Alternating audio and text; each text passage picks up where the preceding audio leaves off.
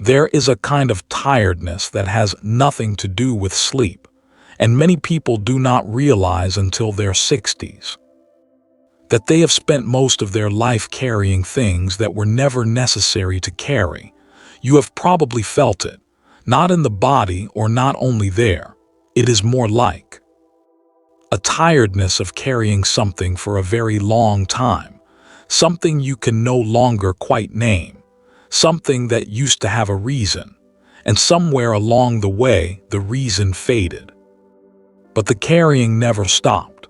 If you are past 60 or past 70 or past 80, there is something this particular season of life makes visible that younger years could not. Not because you are wiser necessarily, but because enough has fallen away.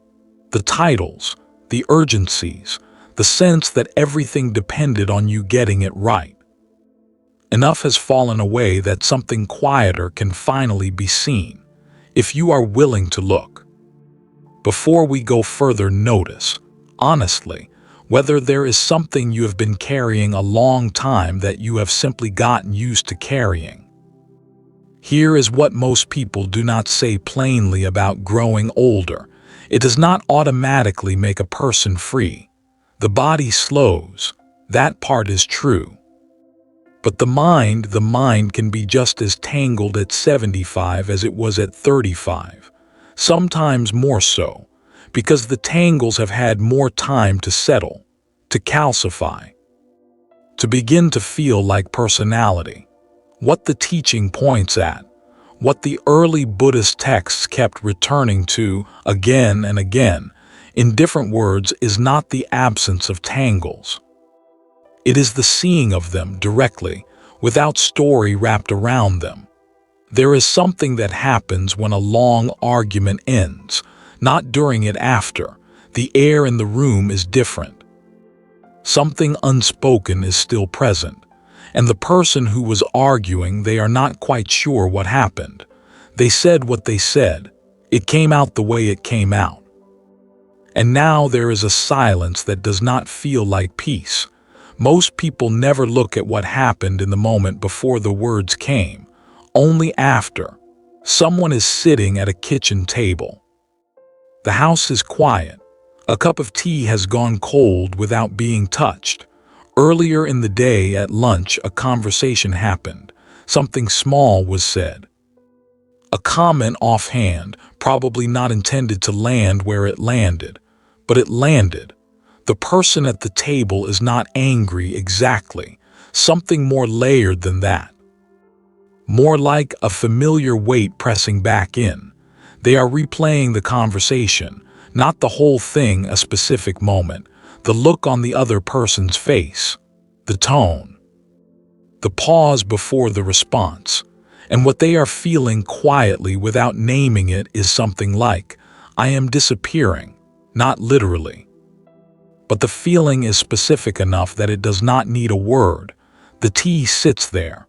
The light through the window has shifted. They have not noticed.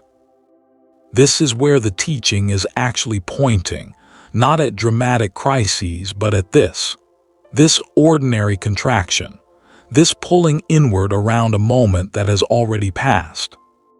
In the Pali tradition, the texts describe a quality of mind called mana. It is often translated as conceit or pride, but that translation loses something. Mana is subtler than pride. It is the constant, nearly invisible comparing, the part of the mind that is always measuring, am I significant? Am I seen? Does what I say still carry weight? This is not a flaw.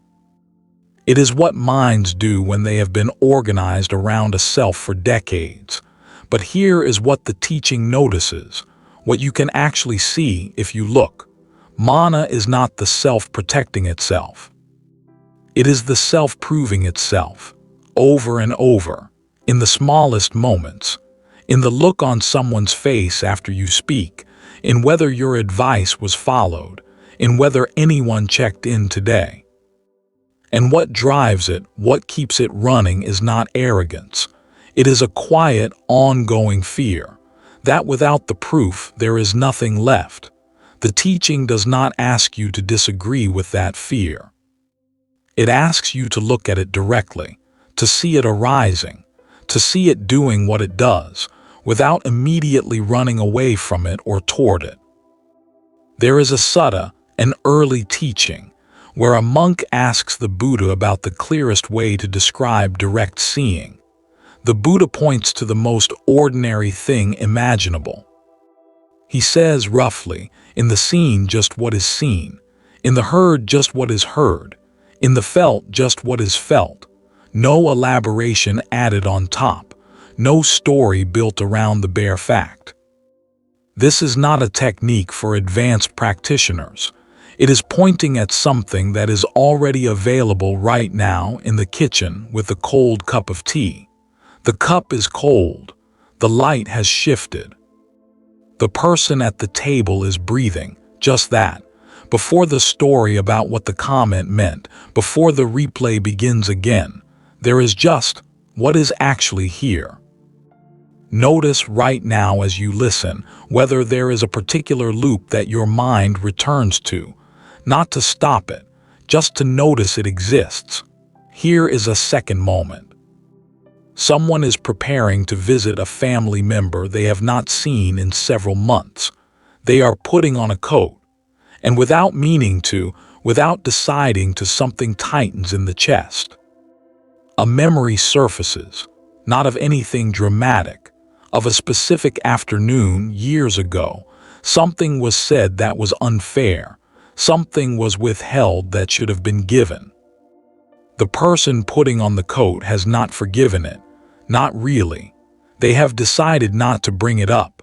They have become skilled at the surface of things, but underneath something is still unresolved, still waiting, and the tightening happens every time. Not all at once, just a small contraction. The coat goes on, the door opens, the visit happens. But the body carried that tightening the whole time. The early Buddhist texts describe a word for this sankhara, formations. Mental patterns that have been built up over time through repetition, through the choices made in thousands of past moments. Sankhara are not thoughts, they are more like whether patterns that arise before the thinking begins, the tightening in the chest before the decision to be polite, the shoulder that lifts slightly when a certain name is mentioned, the breath that changes just barely in a particular room. These are sankhara. They are not the past. They are the past continuing to shape the present right now in the body before consciousness has caught up. The teaching is not asking you to dissolve them by force. It is asking you to see them. Because the thing that sustains a sankhara, what keeps it alive and active, is not the original pain. It is the claiming, the quiet, unspoken sense that this pattern is mine, that it is the legitimate response to a real injustice, that letting it go would be a kind of betrayal of what actually happened. But the teaching notices something precise here. The original event is over. What remains is not the event. It is the mind's relationship to the event. And a relationship can change, not by rewriting history, not by pretending, but by seeing clearly what is happening right now in the body when the memory returns. The coat, the tightening. The breath, just that, already here, already workable. This is what the early texts mean by seeing things as they are, not a philosophical position, not a belief about reality. Something more immediate, the moment when the watching is just watching, when the mind is not managing the experience, not deciding how it should be different, not building a case. Just seeing what is actually here. The tightening is here, the coat is on, the breath is moving. And in that seeing, if it is clean enough, there is a quality of spaciousness that does not need to be created. It is already there, underneath everything. Most people do not find it because they are always a step ahead of experience, already in the interpretation, the conclusion, the plan. The teaching keeps pointing backward. Before that, here, this. The discomfort you may feel right now, if something is pressing back against what is being said, that is not a sign to stop. It may be a sign that something is being seen that does not usually get seen. So here is something concrete. It does not require a retreat. It does not require years of practice. It is available now, today, in the ordinary texture of the afternoon. The next time a memory surfaces, an old wound, a resentment, something that tightens the chest before the thought even forms, before following it into the story, stop. Feel the soles of your feet on the floor, just that, specifically that. Not because the floor is important, because the floor is here, and wherever here is, the past is not happening. The resentment is real. The original pain was real. None of that is being dismissed. But right now in this room with these feet on this floor, the resentment is a mental event. Something arising in the mind. And a mental event can be seen, without commentary, without conclusion, without needing to be immediately resolved.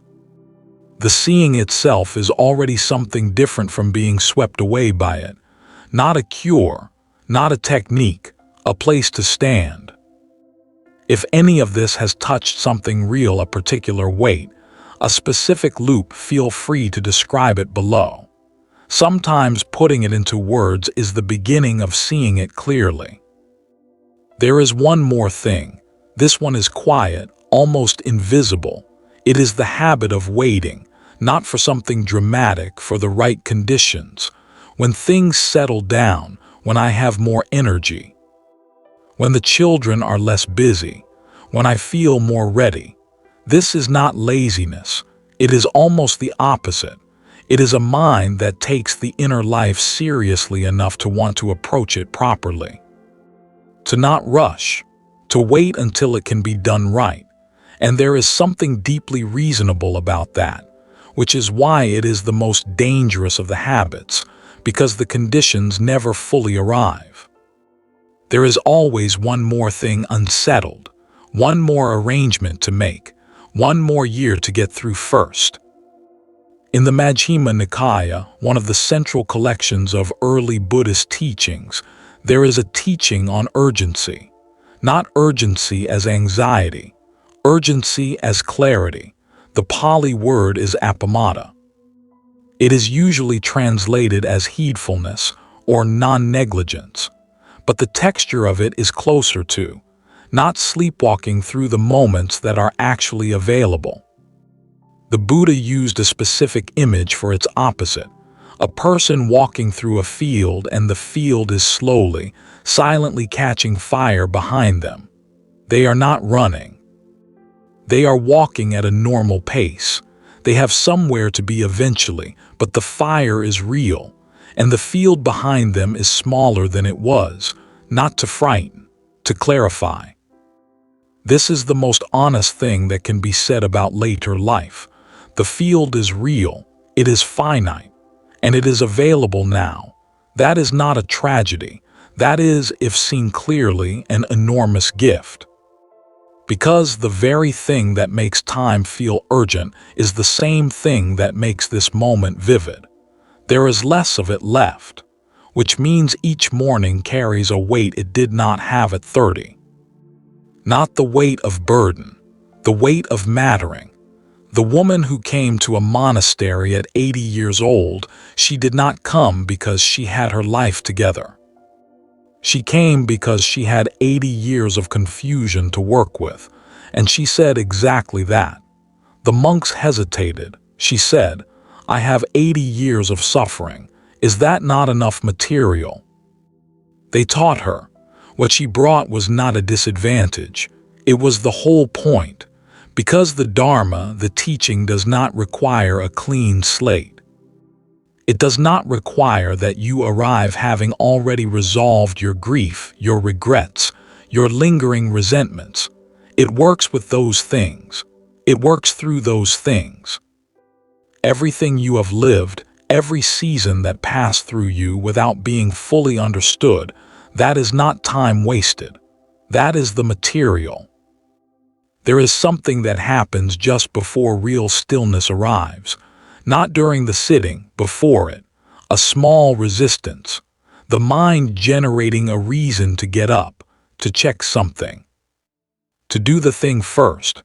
Most people follow that impulse, not because they are weak, because the impulse feels entirely reasonable. Just this one thing first, then I will sit. And the sitting gets pushed to the end of the day, and the end of the day is full, and then it is tomorrow. Watching that impulse, not following it, not fighting it, just watching it arise and seeing what it is made of, that is already the practice. 5 minutes, tomorrow morning, before the news, before the phone, before coffee if you can. Sit somewhere that is not associated with tasks, not the desk, not the kitchen table where decisions get made, somewhere that is just for sitting. Feel the breath, not the idea of breath, the actual movement, the chest rising, the belly releasing. When the mind goes somewhere, and it will, it always does, the returning is not a failure. The returning is the practice, again and again, without frustration, not because 5 minutes will transform anything, but because 5 minutes done this way points at something. It points at the fact that the mind can rest, that it does not have to be managing something, that there is a quality of awareness available right now that does not depend on conditions being different. That peace is not a destination. It is what remains when the carrying finally stops. Even for 5 minutes, even just here, come back to where this began. The tiredness that has nothing to do with sleep, the thing you have been carrying without quite knowing what it was. Here is what the teaching is actually pointing at, not in the distance, not after further preparation. The carrying itself is not mandatory. Mana, the proving. The sankhara, the old patterns in the body. The worry dressed as love, dressed as responsibility. The waiting for the conditions that never fully arrive. These are not you. They arose because of causes. They were the mind doing what minds do when they believe the self must be defended. But they were never the thing underneath. The thing underneath is not tired. It has not been diminished by the years. It has not lost anything that mattered. It was simply rarely looked for, because looking required stopping. And stopping felt for a very long time like there was not yet time. There is time now, not unlimited, but enough. Enough to sit with the cold cup of tea and actually feel the coolness of it. Enough to put on the coat and notice the tightening, and let it be seen without immediately following it. Enough to return this morning to the breath. The Dharma does not belong to any age. But there is a particular readiness that comes from having lived long enough to know, in the body, what does not work. You have that now. The ambition has quieted. The need to perform has worn thin. The proving has had enough seasons to show you where it leads. This is not diminishment. This is, if anything, the opening. What the teaching was always pointing at underneath the striving, underneath the defending, underneath the waiting was already here. It has not moved. If someone in your life is carrying this kind of weight, this particular tiredness, this might be worth passing along quietly. The breath is still happening, right now, without your help. Without needing to be managed, without waiting for better conditions. That is not a metaphor. That is what is actually here. Return to it when you are ready. As many times as it takes. That is all. That is enough.